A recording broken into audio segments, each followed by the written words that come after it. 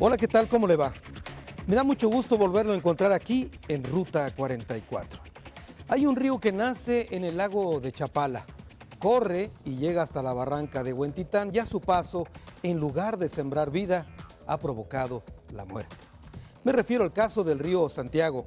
En torno a este embalse que nace en el lago de Chapala, se han hecho muchísimos intentos por rescatarlo. Lamentablemente hay otros que también se han hecho para definitivamente ignorar el problema que vive allí. Más de 200 industrias se asientan a lo largo del río Santiago y esto ha provocado una severa contaminación que ya afecta a miles de personas. Incluso ya se han dado casos de muertes muy lamentables en esa zona. El río Santiago, incapacidad y apatía es el tema que tocamos hoy aquí en Ruta 44.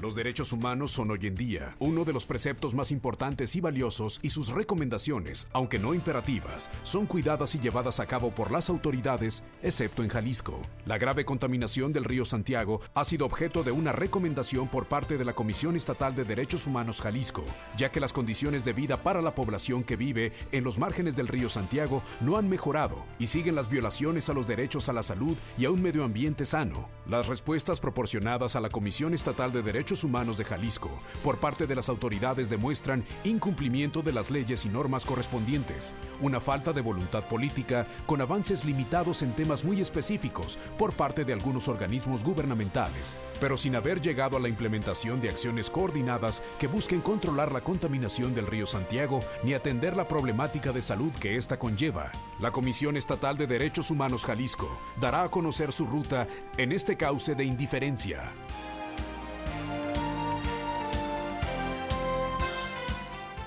Y me da mucho gusto saludar aquí en esta emisión de Ruta 44 a Alfonso Hernández Barrón, el artífice precisamente de esta recomendación de la Comisión Estatal de Derechos Humanos sobre las lamentables condiciones del río Santiago. Alfonso, bienvenido. ¿Qué tal, Carlos? Gusto saludarte y también a los televidentes de Ruta 44. ¿Por qué no nos platicas cómo fue que empezó esta tarea de la Comisión Estatal de Derechos Humanos para que terminó con esta recomendación y en qué consiste la misma? Claro que sí. Mira, la Comisión Estatal de Derechos Humanos, por mandato constitucional, tiene la obligación de tutelar los derechos de todas las personas que habitan en el estado de Jalisco. Dentro de este conjunto de derechos encontramos los denominados derechos económicos, sociales y culturales, dentro de los que se clasifican aquellos que llamamos derechos colectivos. De ahí surgen aspectos que están íntimamente relacionados con la protección del medio ambiente, el derecho a un medio ambiente, a un ambiente sano y ecológicamente equilibrado, el derecho a la salud, el derecho a la vivienda, el derecho al trabajo, a la seguridad social, entre otros. Cuando llega la administración del actual titular de nuestra institución, nos encontramos con uno de los casos más emblemáticos de contaminación ambiental, no solamente a nivel Jalisco, sino a nivel nacional e incluso me atrevo a señalar que internacional, porque el caso del río Santiago es un caso paradigmático de lo que ocurre en la mayor parte de los ríos y cuencas del mundo, partiendo de que el ser humano se asume como dueño de los recursos naturales, sin entender que al contrario es uno más de los elementos que se encuentran en la naturaleza, y lo lleva a deteriorar, a romper el punto de equilibrio y a generar condiciones de devastación para él mismo. Ahora, en este caso en particular del río Santiago, ¿cuántas violaciones se encontraron? Mencionaste varias, al medio ambiente sano, a la vivienda, etcétera. Hay varias, hay salud, por ejemplo. Cuando menos están 12 conceptos de violación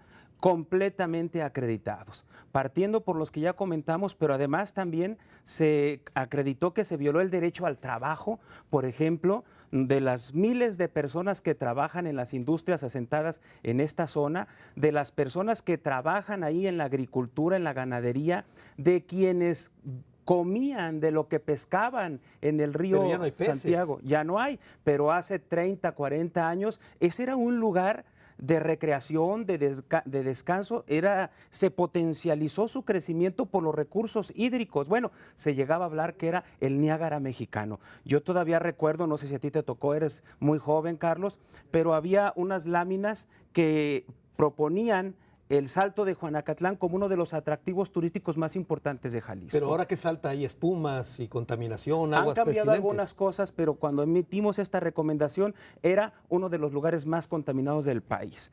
Pero aparte del derecho al trabajo, el derecho a la alimentación, tanto de las personas que siembran ahí y como ya comentábamos de los que comían del río, el derecho a la recreación y el descanso, el derecho a la vivienda digna en un entorno ecológicamente equilibrado. Ya no hablemos de los derechos de niñez, que muchos de los niños recibían clases a metros de donde estaba el punto de mayor contaminación de esta cuenca.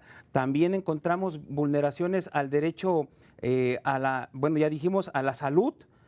Hay indicadores que todavía no se terminan de aclarar porque faltan estudios por parte de algunas instituciones para determinar el grado de afectación, sobre todo determinar la causa y efecto de algunas enfermedades que se incrementan significativamente en las márgenes de este lugar. Se ha mencionado una incidencia muy alta, por ejemplo, en el caso de tumores en esa región, ¿no?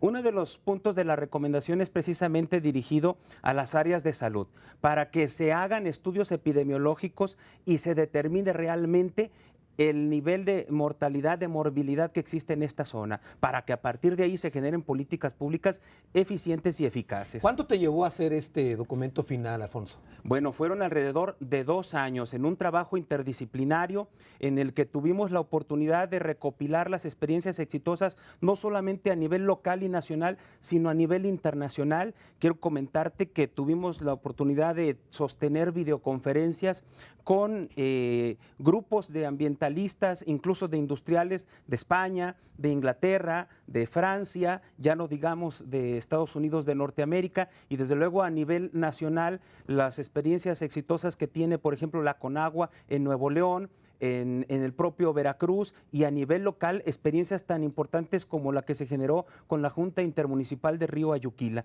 Esto, insisto, en un trabajo interdisciplinario.